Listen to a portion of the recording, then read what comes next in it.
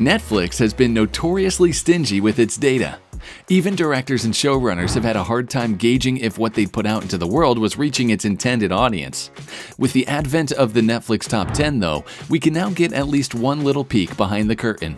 The list of Netflix's daily top 10 most popular indicates an omnivorous appetite among the Netflix faithful, from reality TV shows to prestige TV, animated kids shows to docu-series of every stripe. Today, I'm going to show you the top 10 best Netflix series. Before the start of the video, make sure to leave a like, and if you want to see more content, subscribe to the channel. Let's get started. Number 1. Ozark. When a white-collar, middle-class family gets involved with the dangerous drug cartel, the Breaking Bad and Weeds comparisons don't just show up, they're practically mailed a hand-lettered invitation. And it's true that the premise of Netflix's Ozark sets us up for yet another steeply angled slide. By now, we expect we'll witness the awakening of a desperate man's latent evil. But there are several critical elements at play to keep the drug-dealing anti-hero trope from feeling like a song we've heard one too many times. All these elements center on the prevailing ethics of Ozark's main character, Martin Bird, Jason Bateman. Here we see Bateman in a dramatic turn vaguely reminiscent of his most well-known role as Arrested Development's Michael Bluth. Martin is a man who wants to be honest, but is willing to lie when he believes his lie to be in service of the greater good. In this case, the greater good is his family's survival.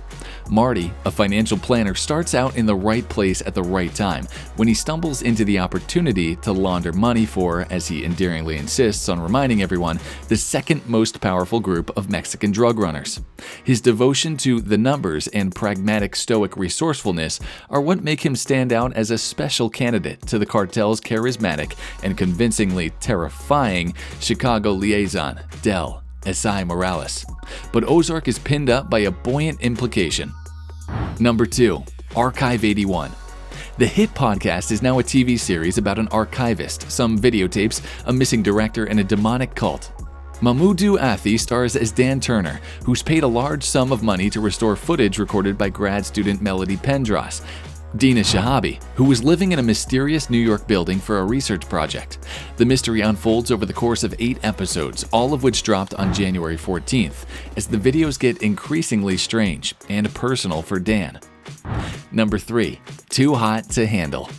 When it comes to reality TV, if you believe the trashier the better, this American-British series may have been created just for you. The young, beautiful singles thrown together must forego any kind of sexual contact to win the ultimate prize. The 3rd season debuted January 19th. Number 4. The Royal Treatment. Another by-the-book romantic comedy churned out by Netflix featuring an everyday girl and the prince of a fictional country. Number 5. Cheer.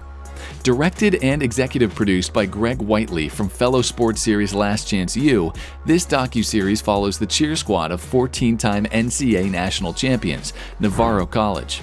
You can expect a lot of cheerleading, happy feelings, and dramatic crying amidst hardship and all that good stuff. The show has won 3 Emmy Awards and the TCA Award for Outstanding Achievement in Reality Programming.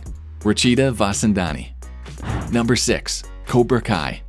Cobra Kai never dies, and thank goodness. The series, which continues the Karate Kid story, survived 2 seasons in relative obscurity on YouTube, an overwhelmingly successful transition to Netflix, and remains, in its 4th season, the rare revival that fans still really want to see.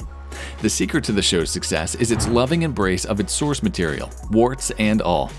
The law in diminishing returns was hard at work with the Karate Kid franchise. By the time we got to the Karate Kid Part 3, things had gone, shall we say, rather astray. And Cobra Kai knows it. The big news about Season 4, of course, is that Thomas Ian Griffith returns to reprise his role as the nefarious Terry Silver, John Kreese's Martin Kove old pal from the Vietnam War. In the Karate Kid Part 3, we're introduced to Terry as he is signing a plutonium deal and saying things like, "For the next few weeks, my business is strictly revenge." Not exactly subtle, but it was the 80s, right? Excess was the name of the game.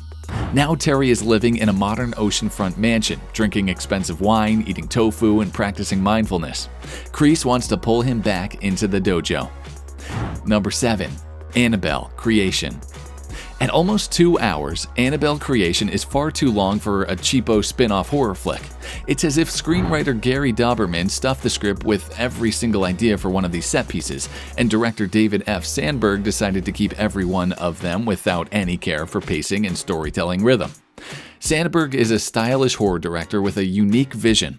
His previous feature, Lights Out, also wasn't strong in the screenplay department, but showed a clear talent for building on genre expectations. He shows some of that flair here, with a smooth, Steadicam shot that introduces the orphans to the doll maker's house, as well as some trippy transitions, like the one that ends in a spinning shot from inside a well. Number 8. That Girl Lele.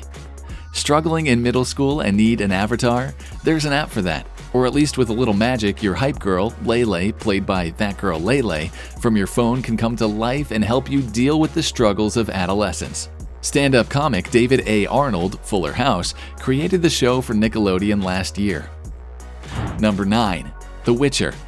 Based on Andrzej Sapkowski's novels that spawned an extremely popular gaming franchise, Netflix's series remains both fully engrossing and fully ridiculous. We wouldn't have it any other way. Like any good bard, Hissrich understands that both parts are necessary to tell a great fantasy tale. It's also worth noting that Season 2 is a marked improvement over that messy, if enjoyable, first season. More episodic in nature, especially at the start, this series can now let us relish in everything that was previously established.